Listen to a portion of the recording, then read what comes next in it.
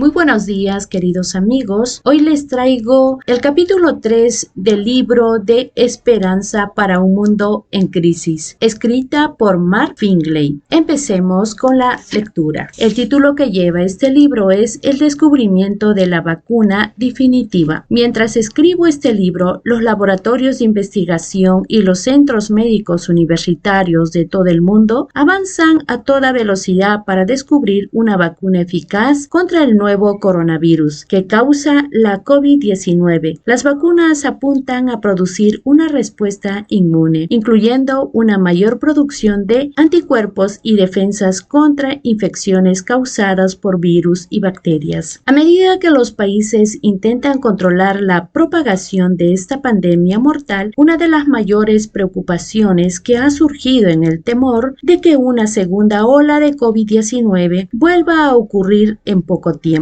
Esta preocupación ha llevado a los investigadores a dar alta prioridad al desarrollo de una vacuna lo más rápido posible. 40 voluntarios de salud de un laboratorio de investigación en los Estados Unidos acordaron participar en el ensayo clínico para desarrollar una vacuna eficaz contra el virus que causa la COVID-19. En este estudio, la vacuna se inyecta en el brazo como si fuera una simple prueba cutánea. Es el estudio experimental más importante que hemos hecho, dijo el doctor John Irving, del Centro de Investigación Farmacéutica. Sin embargo, incluso si la investigación es exitosa, se espera que lleve más de un año antes de que cualquier vacuna esté disponible a gran escala. Las personas están ansiosas por una vacuna que evite el contagio por el COVID-19, a pesar de que la pandemia actual ha causado cientos de miles de muertos en todo el mundo. Hay un virus aún más mortal que ha infectado a la humanidad. La COVID-19 puede incluso destruir el cuerpo, pero esta enfermedad mortal es capaz de afectar más que la vida física. Jesús hizo una notable declaración: no teman a los que quieren matarles el cuerpo, no pueden tocar el alma. Teman solo a Dios, quien puede destruir tanto el alma como el cuerpo en el infierno. San Mateo 10:28. El virus del pecado es mucho más mortal que el coronavirus. Después del contagio con el virus del pecado, el pronóstico es la muerte eterna a menos que se administre la vacuna. ¿Cómo comenzó esta pandemia y cuál es la solución definitiva? Otro virus incluso más mortal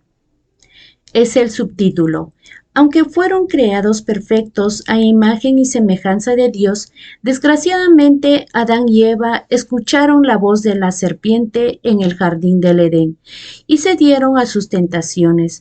A partir de entonces fueron infectados por el virus del pecado que se alojó en la naturaleza humana. Debido a esto, la primera pareja transmitió este mal a sus descendientes. Por eso el salmista declara milenios después de la caída en el Edén: pues soy pecador de nacimiento, así es, desde el momento en que me concibió mi madre. Salmo 51:5. El diagnóstico no tiene remedio. Nada hay tan engañoso como el corazón. No tiene remedio. Jeremías 17:9. Todos recibimos esta terrible herencia que infecta el núcleo de nuestra vida y distorsiona todo lo que somos y hacemos. Isaías agrega: todos nosotros nos hemos extraviado como ovejas. Hemos dejado los caminos de Dios para seguir lo nuestro. Isaías 53:6. El apóstol Pablo se lamentó: soy un pobre desgraciado. ¿Quién me libertará de esta vida dominada por el pecado y la muerte? Romanos 7:24. Tenemos una enfermedad mortal y sumamente contagiosa que se transmite de padres a hijos. No obstante, algunos creen que no se han infectado o que son asintomáticos. Viven difundiendo orgullo, envidia, egoísmo, tosiendo maldad y estornudando impurezas, sin darse cuenta de la seriedad de su caso. Necesitan la vacuna una necesitan desesperadamente encontrar al doctor. La cura. Hay alguien que puede liberarnos de las garras del pecado. Cuando el apóstol Pablo exclama: soy un pobre desgraciado, ¿quién me libertará de esta vida dominada por el pecado y la muerte? No nos deja la pregunta abierta, sino que responde a su pregunta de manera triunfante: gracias a Dios. La respuesta está en Jesucristo nuestro Señor. Romanos 7, 24, 25. Hay un médico que tiene la medicina para el virus del pecado. Jesús dio su vida a fin de que la curación estuviera disponible para nosotros. El médico divino se sacrificó para liberarnos del poder del espíritu del pecado. Se enfrentó a las tentaciones de Satanás y salió victorioso. Él satisface las necesidades de la ley que nosotros hemos violado. Sufrió nuestra muerte para que nosotros podamos vivir la vida que le pertenece a Él. La cruz revela al universo hasta donde estuvo dispuesto a llegar Cristo para salvarnos. La Biblia nos dice que Cristo mismo cargó nuestro pecado sobre su cuerpo en la cruz. Primera de San Pedro 2:24. La cruz del Calvario revela un amor que va más allá de la comprensión humana. Al contemplar al Hijo de Dios crucificado, podemos unirnos con el apóstol Pablo, quien dijo: me amó y se entregó a sí mismo por mí. Gálatas 2:20. No merecemos la gracia de Cristo, no tenemos ningún mérito que nos permita obtenerla. Él experimentó toda la ira del Padre, es decir, el juicio contra el pecado. Fue rechazado para que nosotros fuésemos aceptados. Sufrió nuestra muerte para que nosotros pudiéramos vivir la vida que le pertenece. Usó una corona de espinas para que nosotros pudiéramos llevar una corona de gloria. Fue clavado sobre sus pies, sufriendo un dolor insoportable en la cruz, para que nosotros pudiéramos reinar en un trono con los remedios de todas las edades. Vistió túnicas de vergüenza para que nosotros pudiéramos vestirnos con ropa regia para siempre. La mayor de todas las maravillas, la mayor de todas las fascinaciones,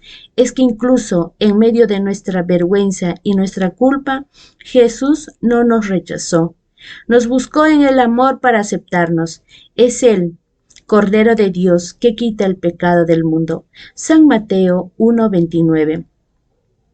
En el santuario del Antiguo Testamento, el Cordero a punto de morir representaba el cuerpo herido, quebrantado y sangriento de nuestro Salvador.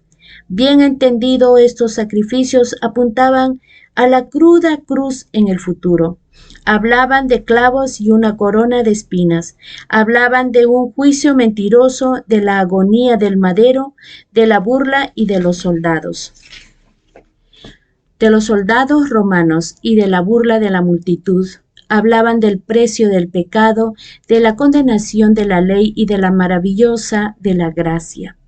La cruz revela un amor tan maravilloso, tan extraordinario y tan divino, que eligió asumir la condena, la culpa y la pena del pecado en lugar de perder eternamente, aunque sea a uno de sus hijos. La autora cristiana Elena de White escribió: con fieras tentaciones, Satanás torturaba el corazón de Jesús. El Salvador no podía ver a través de los portales de la tumba. La esperanza no le presentaba su salida del sepulcro como vencedor, ni le hablaba de la aceptación de su sacrificio por parte del Padre. Temía que el pecado fuese tan ofensivo para Dios que su separación resultase eterna.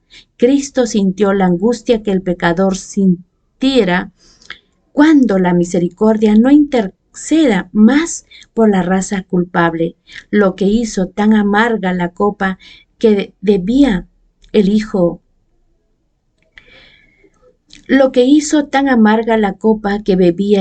de Dios y quebró su corazón fue el sentido del pecado, lo cual atraía la ira del Padre sobre él como sustituto del hombre. Esta es la historia de la gracia. Esta es la historia del amor sin medida de un Salvador. Esta es la historia de Jesús, quien nos ama tanto que eligió experimentar la misma muerte en lugar de perder a uno de nosotros. Esta es la historia de un amor ilimitado ilimitado, inalcanzable, incomprensible y imperecedero, internable e infinito que anhela nuestra presencia a su lado por toda la eternidad. Es la historia del Hijo de Dios, que estuvo dispuesto a asumir la culpa, la condena y las consecuencias de nuestro pecado. La muerte de Cristo en la cruz nos libera de la condenación, la culpa, la vergüenza y la pena máxima del pecado. La sangre derramada de Cristo es la única vacuna efectiva contra el virus del pecado, pero la historia no termina en la cruz. Jesús está vivo. Si Jesús hubiera muerto y nunca hubiese resucitado, habría sido un mero mártir que murió por una buena causa. Si Él nunca hubiera conquistado la tumba, ¿qué esperanza tendríamos nosotros de la vida eterna? Para redimirnos se necesitan tanto el Cristo que murió como el Cristo que vivo. Para redimirnos se necesita tanto al Cristo que murió como al Cristo vivo. El Cristo resucitado nos libera de las garras del pecado. El dominio del pecado en nuestra vida se ha roto. Ya no nos tiene en sus garras. Hay un poder más fuerte que la influencia de nuestra herencia, el entorno en el que vivimos o los errores del pasado. Se trata del poder del Cristo viviente, quien resucitó de los muertos para transformar nuestra vida. Si la tumba de Cristo no estuviera vacía, nuestras vidas no podrían llenarse. Si su cuerpo todavía estuviera en la tumba, no habría certeza de que nuestro cuerpo algún día también saldrá de la tumba. Si no hubiera resucitado, no tendríamos ninguna esperanza de resurrección. En el Evangelio de San Mateo leemos: al día siguiente, que era el día de descanso, los principales sacerdotes y los fariseos fueron a ver a Pilato. Le dijeron: Señor, recordamos lo que hizo una vez ese mentiroso cuando todavía estaba con vida. Luego de 3 días resucitaré de los muertos. Por lo tanto, le pedimos que selle la tumba hasta el 3er día. Eso impedirá que sus discípulos vayan y roben su cuerpo, y luego le digan a todo el mundo que él resucitó de los muertos. Si eso sucede, estaremos peor que al principio. Pilato les respondió: tomen guardias y aseguren la tumba lo mejor que puedan. Entonces ellos sellaron la tumba y pusieron guardias para que lo protegiera. San Mateo 27, 62, 66. No olvidemos que Mateo era un recaudador de impuestos, es decir, se esperaba que fuera muy detallista. Observaba las palabras de Pilato: tomen guardias y aseguren la tumba lo mejor que puedan. Hay 4 puntos cruciales en este pasaje. Primero, los escribas y los fariseos estaban preocupados por la resurrección de Cristo. Segundo, Pilato ordenó un destacamento de guardias romanos para proteger la tumba. Tercero, se colocó una piedra grande que cubriera la entrada. Cuarto, un sello romano selló la tumba. Se colocó un destacamento romano de soldados experimentados para proteger la tumba. Este grupo de oficiales romanos tenía el honroso deber de proteger el sepulcro. El protocolo militar romano requería fidelidad a la misión. Cualquier desviación de la lealtad absoluta y el incumplimiento de la tarea asignada eran castigados con la muerte. Luego viene la cuestión del sello romano. Los soldados sellaron la tumba con un sello romano que pretendía evitar cualquier intento de vandalizar la tumba. El sello simbolizaba el poder y la autoridad del imperio.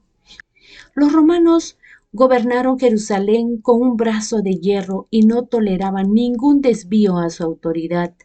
Usando la lógica, alguien pensaría que los discípulos desafiarían la autoridad de Roma después de que el gobierno romano condenó y ejecutó a Jesús.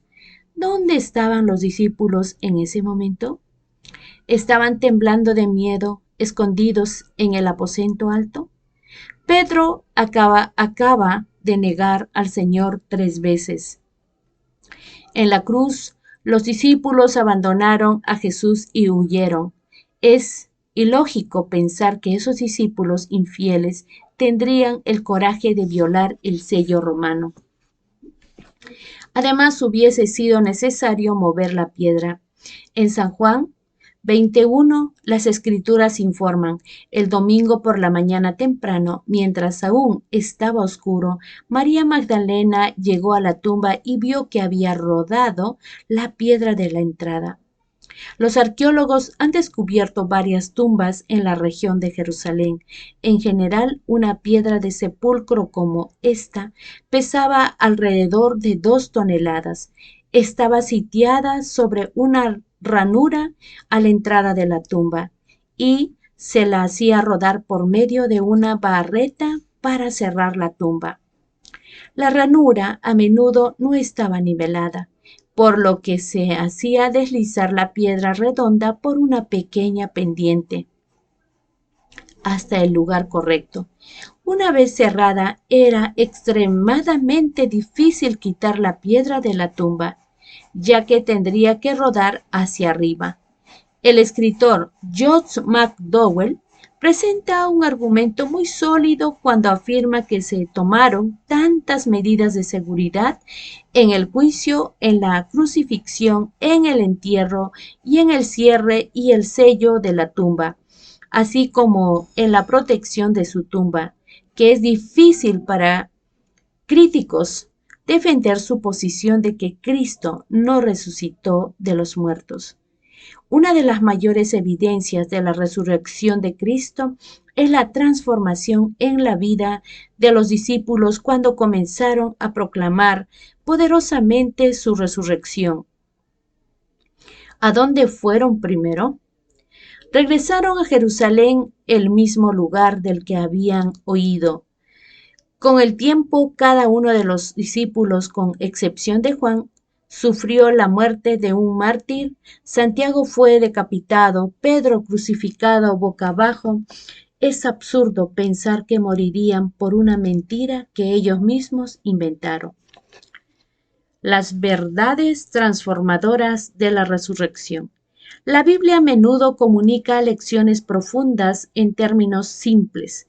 El Evangelio de San Mateo solo dice: el domingo por la mañana temprano, cuando amanecía el nuevo día, María Magdalena y la otra María fueron a visitar la tumba. San Mateo 28:1. Piensa en María Magdalena. Tenía una mala reputación, pero había encontrado el perdón, la misericordia y la gracia de Cristo. Por primera vez en su vida había descubierto a quien que la amaba con un sentimiento puro, desinteresado y divino. Había expulsado a los demonios que la habían acosado durante tanto tiempo en su vida.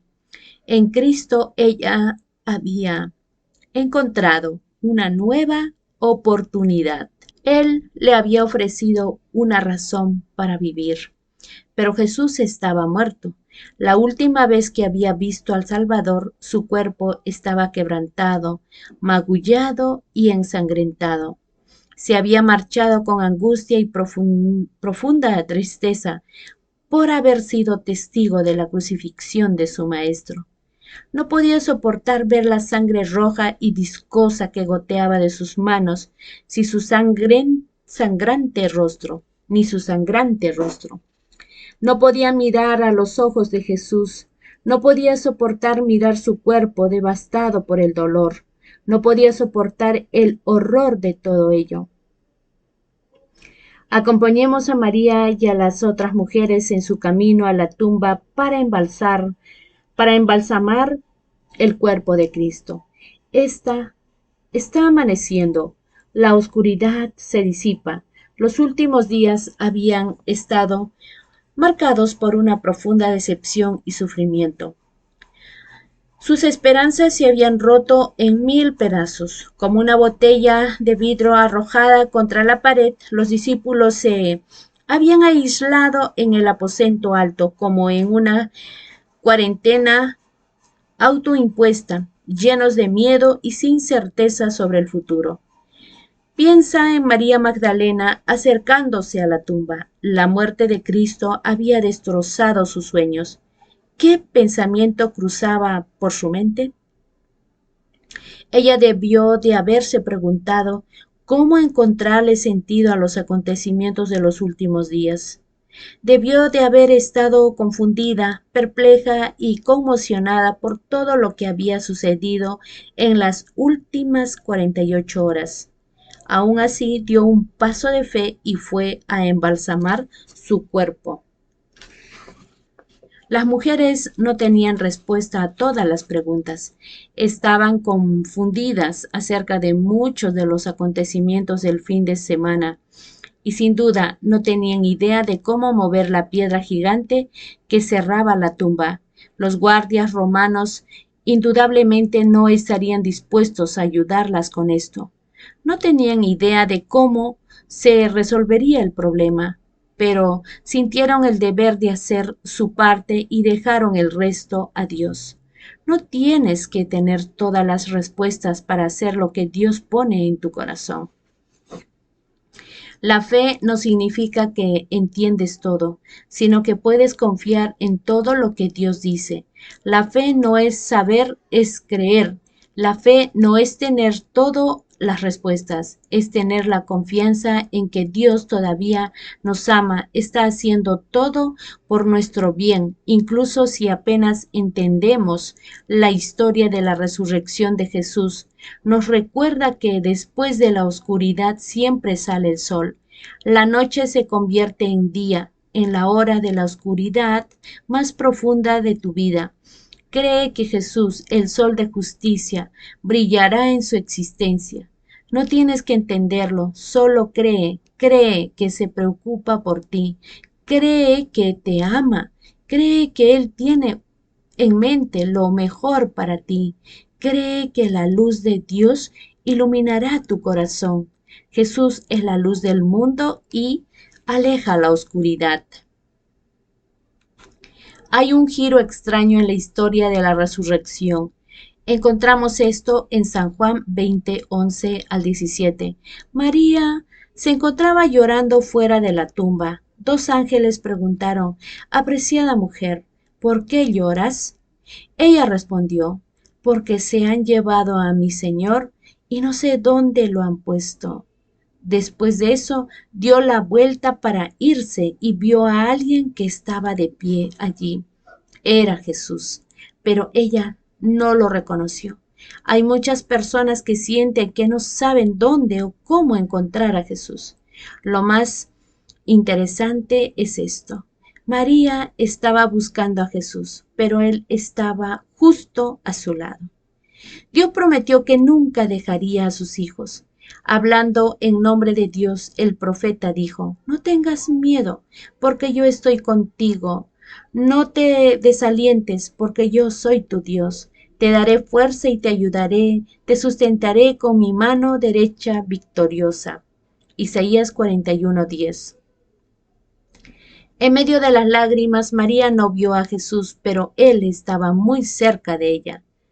¿Dónde está Cristo cuando tienes la sensación de que no puedes encontrarlo? ¿Dónde está Él cuando tu vida espiritual se ha secado y te preguntas dónde se ha ido? Él está a tu lado para fortalecerte, animarte y darte esperanza. A primera vista parece extraño que Jesús no se apareciera primero a Pedro, Santiago, Juan y Mateo. ¿Por qué se le apareció a María? La respuesta es simple, ella tenía la mayor necesidad. Jesús siempre está en nosotros, pero en el momento de nuestra mayor necesidad permanece muy cerca de nosotros. La primera lección transformadora en la historia de la resurrección es alégrate. Cristo ha resucitado, ha amanecido, la oscuridad se ha disipado, la esperanza ha llegado. Hay una segunda verdad eterna que no podemos perder de vista. La tumba está vacía, la muerte ha perdido, la vida ganó. Satanás no pudo mantener a Jesús en la tumba. La resurrección de Cristo señala el día en que Jesús vendrá y nuestros seres queridos también serán resucitados. Es posible que hayas perdido a un ser querido en los últimos tiempos. Al igual que María Magdalena, Tus ojos aún pueden estar llenos de lágrimas, con un corazón roto y en medio de un profundo duelo. Pero no olvides que la mañana de la resurrección comunica esperanza. Esta realidad transmite coraje y habla de una nueva vida. Jesús tiene el antídoto contra el virus del pecado. Él murió por nosotros, Él vive para nosotros, Él regresará por nosotros. Cada vez que Jesús confrontaba la muerte en el Nuevo Testamento, la muerte perdida y Él ganaba. Cada vez que Jesús confrontaba la muerte en el Nuevo Testamento, la muerte perdía y él ganaba. Jesús enfrentó la muerte en la casa de Jairo, el líder de la sinagoga, cuando dijo las palabras: Niña, levántate. La muerte huyó. San Marcos 5:41. La muerte pierde su poder en presencia de Cristo viviente. Nuevamente ante la tumba de Lázaro, en presencia de Cristo, la muerte perdió y Jesús obtuvo la victoria. La tumba no pudo contener al amigo del Maestro cuando declaró: Lázaro, sal de allí. San Juan 11:43. Y en la tumba de Cristo, en la mañana de la resurrección, la muerte fue derrotada. En la tumba de Cristo, esa mañana de la resurrección, el último enemigo fue derrotado. La mayor arma de Satanás fue destruida. La muerte fue vencida. Ahora nuestros corazones pueden latir llenos de esperanza. Las palabras del apóstol Pablo resuenan en los pasillos del tiempo. Pero permítanme revelarles un secreto maravilloso. No todos moriremos, pero todos seremos transformados. Sucederá en un instante, en un abrir y cerrar de ojos. Cuando se toque la trompeta final, pues cuando suene la trompeta, los que hayan muerto resucitarán para vivir por siempre. Y nosotros los que estemos vivos también seremos transformados. Primera de Corintios capítulo 15, 51 y 52. La resurrección de Jesús es la garantía eterna de que aquellos que creen y son transformados por su gracia serán resucitados el día de su regreso. En la tumba de Cristo, en esa mañana de la resurrección, nuestro destino eterno fue sellado. Después de todo, sin la resurrección, la vida eterna que prometió no podría cumplirse. Por eso los autores del Nuevo Testamento ponen tanto énfasis en la resurrección. La mencionan más que 300 veces. Esa mañana de la resurrección, hace 2000 años, Cristo triunfó sobre Satanás. La vida venció a la muerte. La fe derrotó al miedo. La esperanza sepultó la desesperación. Es hora de alegrarse. Cristo ha resucitado. La muerte perdió su dominio sobre nosotros. Pronto Jesús vendrá y nos llevará a casa. Qué hermoso relato de este autor, Mark Finley. La verdad me emociono tanto que nos enseña que no estamos solos. Jesús está a nuestro lado. Tal vez en algún momento nos ponemos a pensar que Dios nos ha abandonado, pero no. Como María Magdalena fue a buscarlo a la tumba y ella porque tenía la necesidad de verlo, lo necesitaba ver a su maestro. También igual nosotros debemos de buscar a Dios y con la certeza de que Él está a nuestro lado. Debemos de tener esa fe viva. Bien, mis queridos amigos, esta ha sido la lectura del capítulo 3 y espero que me regalen un like y también puedan suscribirse. Gracias y que tengan un buen día.